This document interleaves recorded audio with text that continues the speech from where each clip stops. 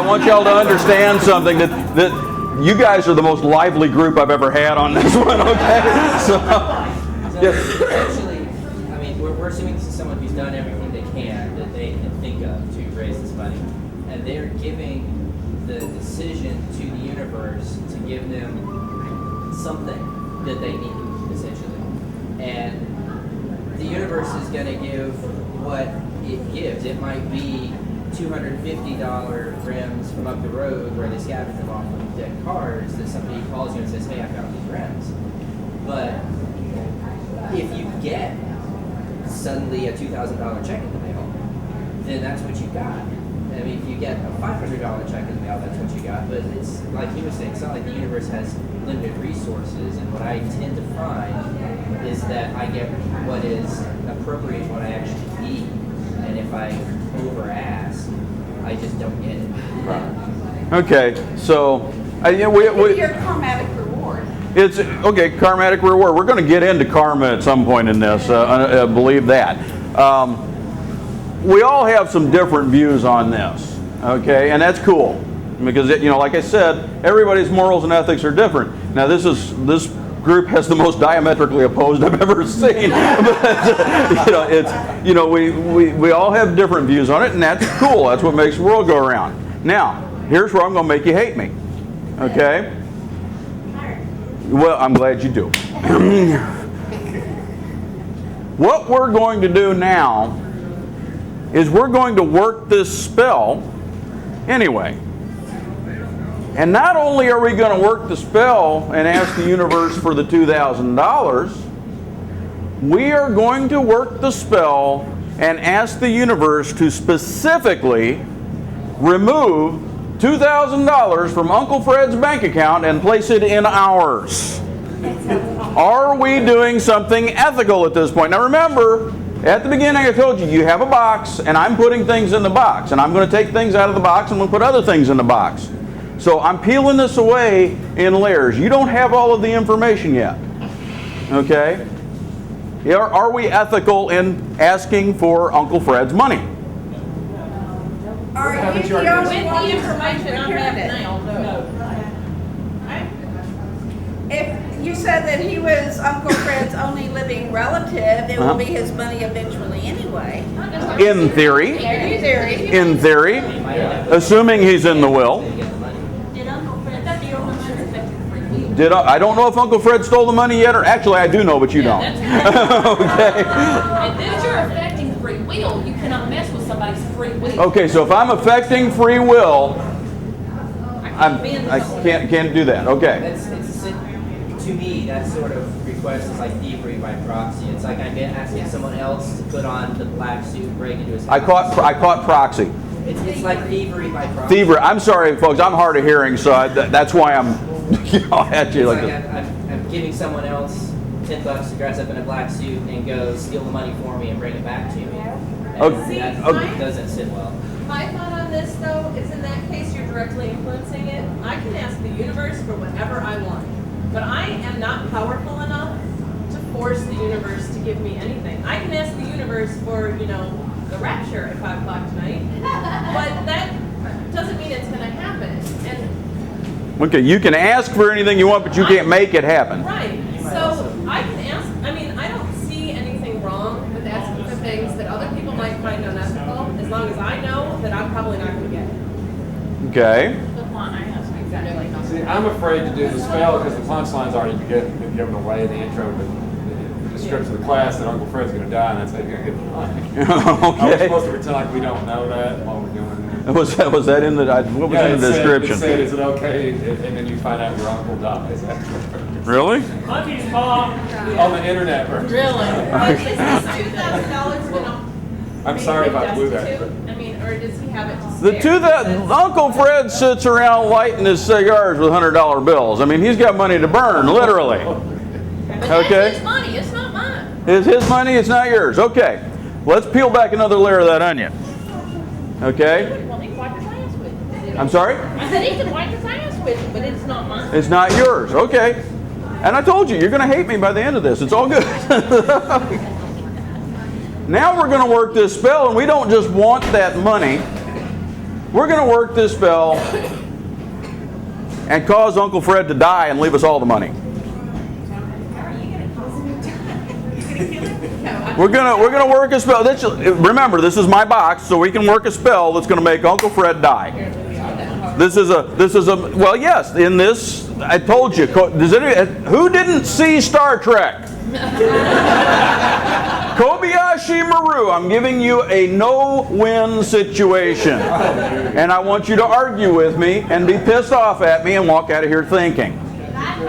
That's the whole point behind this workshop. If you walk out of here thinking I'm the worst son of a bitch on the face of the earth, but you're thinking, then I have accomplished something, okay? You can still love me and be thinking, I'd like that better, but I want you to think. So I'm giving you a no-win situation to stimulate the brain cells, okay? So here we are. We can kill this guy with a spell and get all of his money. Are we being ethical? I think we can all agree that it's probably not good to kill the guy with a spell or with a mallet or with, it's just not ethical to kill the man, right? I understand hand signals. Did you try to break in his house and steal it before you did that? Steal the money? What? Break into his house and try to steal the money before you resort to that? Well, we could try to break into his house, but we've all agreed it's not ethical to kill Uncle Fred. Well, what if it were? In some families, it's very ethical to kill your relatives. In some societies, it's very ethical to declare old people dead. We just don't happen to be either of those societies. Yeah, we have them in Our society is different, so that's a whole ethical thing. But we all have this moral compass that we're using, and we have been brought up and believe that everyone has their right to live in the pursuit of happiness and yada yada, and we don't have any right to take that away from them, unless we're sociopaths. No. No. Some people deserve to die, and I'll be happy to kill them. Yes. And there are some people who are not entitled to the pursuit of happiness because of all the unhappiness that they brought into people's lives. There you go. But you already set up the scenario that Uncle Fred's a pretty good guy, but you're not that good a No, friend. I didn't hear anything that Uncle Fred is a good guy. Oh, no, you Okay. said Now, Uncle Fred's a rich guy. What if I told you that Uncle Fred was a serial killer? And that's how we got all his money. If he's got the terminal illness? He wants to die anyway, and you can't, kill yourself. We're doing it. Yes. There was a law in the book in Kentucky that if you could get a jury of your peers to agree with you that he needed killing, you were not convicted of murder. Okay. Well, that's in the eyes of the law. But our moral compass and everything, we are dealing now. Uncle Fred is a serial killer. Now I know that everybody's probably thinking what other people have thought in this class before. Well, I'd just call the police. All right, call the FBI, or call the sheriff, I'd do this, whatever. No! You don't get to do that because you don't have hard evidence that you can give them. You know for a fact that the man's a serial killer, but you don't have evidence that you can hand them. You have tried. You have called Barney and Andy, and they have come down, and they've walked around with their one bullet, and everything's all good, and they couldn't find anything, so they went back and hung out at Floyd's and had their hair cut. And so you can't get him with the law, but you know the man's a serial killer. I'm just asking the question. It depends on who he killed. Did he kill other serial killers? Okay, did he kill other serial killers? Then if he's killing other serial killers, then we should let him live, right? Okay, you had a question, or? Yeah, I mean, is the point of the spell at this point still the money, though? Because if you say he's a serial killer, you're okay to kill him, but you're not killing him because he's a bad person. You're killing him because you want money. So, Which makes you no different than me. what's your motivation for actually? My motivation is he's got all that money, and I want it. It's the WFDs. Did we go in to kill what's his name because he was a bad person and he killed all people in his country, or did we go in because we wanted to go in? Well, we went in because we wanted to go in, I'm pretty sure. That's what I'm saying. But- So what is the motivation of the spell still? The motivation of the spell is to get the money, okay? But if we kill... I think I know the loophole. Cast a spell to make him stop killing people, and then maybe that would cause him to die. So now you're going to pull a Kirk and try to reprogram the simulation? Okay. I'm Captain Kirk. I'm the only one that can beat you. Because I'm already dead. So, Uncle Fred's a serial killer. What Uncle Fred does, and how Uncle Fred got all of his money to begin with, is he started a soup kitchen. Okay, now remember, I write books about serial killers. So, Uncle Fred started a soup kitchen that is subsidized by the government. They send him bunches of money to feed all these indigent folks and such. And what he does is he goes down to the bridge and he lures in the bums and the drunks and he fattens them up. And then he kills them and makes soup out of them to feed the other bums that he lures in to fatten them up. It's Soylent Green, sure. That's what he does. Okay? Government money to buy food. And he has taken the government money, and instead of buying the food and running the soup kitchen, he just pockets that and lights his cigars with it. Now, are we okay to kill this guy? No. I've been fine. He's helping the homeless problem?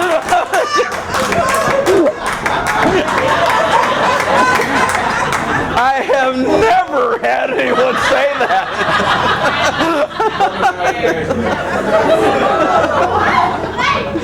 Oh, okay, now my brain hurts.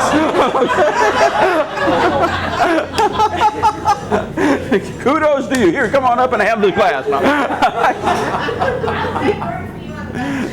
Okay, well, you said no over here, right? You It's guys. still not my judgment to take someone else's money. It's not your judgment to take someone else's life. Okay, I respect that. Yes. Okay, unless yours is threatened. The whole thing with magic is your intent, and your intent is still to get the money, not to solve the murders. But To stop the murders. something good is coming of it. It's still your intent. But something good is coming of it.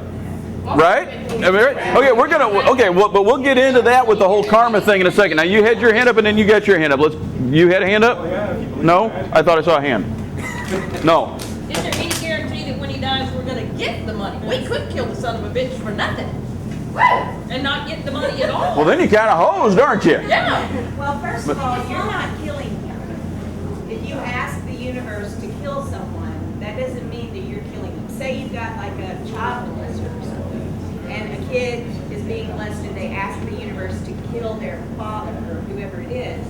They're not killing him. They're just asking. So They're it's up to asking. the universe. Okay, but So maybe it is okay. but if we get what we ask for, Good, and if you don't, good. so then it kind of becomes that whole old bromide about, be careful what you ask for because you might get it. Well, no. I think at the end of every spell, you have to say if it's the will of the highest good or the will of spirit. I mean, like I'm saying, I'm asking for this, but I'm recognizing that I might not do it. See, my version of the spell, however, for this scenario is, Gorammit, I want this money. Kill this son of a bitch and give it to me. Yeah, when I do spell work, I don't do hope it happens. I say so mote it be. As far as I'm concerned, it's done. That's how I do it. You so mote it be, It's done. It's done. It's a done deal. So are you going to kill Uncle Fred to get the money? No. No. Because I think I would. I mean, it would happen, and then I would. Yeah, that's not. So it wouldn't be good. Okay, let me take this scenario, and we're going to take the magic out of the box, and we're going to put it over here on the shelf for a minute. Okay?